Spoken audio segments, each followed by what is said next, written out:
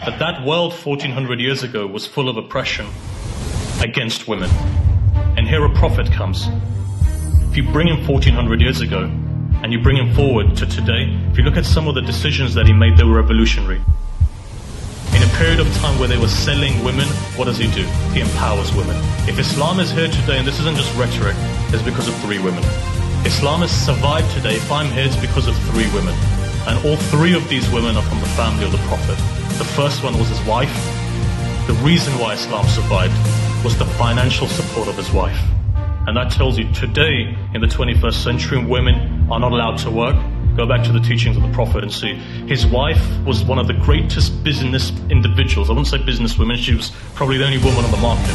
But she was the greatest. In our terms, she was a billionaire. She was a successful woman at the age of 35. And that's something that the Prophet knew, and that's the person he married. 25 years he stayed with one woman in an Arab society which saw a deficiency for a man not to marry 2 times. 25 years until he was 51 after his wife passed away, then he married again. One woman, second woman, his daughter. His daughter starts the very first social system that this world has ever seen. Yes, arguably we could say in the time of the Greeks, but that was a system based upon charity.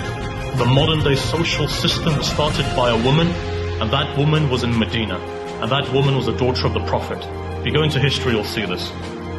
She bought many gardens, and from these gardens she was able to empower women, widowers, for example, women who couldn't get married again, divorcees, children, people who were impoverished. She would bring them into this system, and she would accumulate for them a social network whereby they would be able to generate funds and they would be able to support themselves.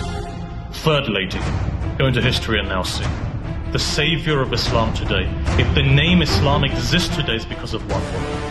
And that woman is the granddaughter of the Prophet Muhammad. When his grandson was slaughtered on the plains of Karbala, standing up against a tyrant, history is there. Muslims killed the grandson of their Prophet, slaughtered him on the plains of Karbala as he stood there for justice.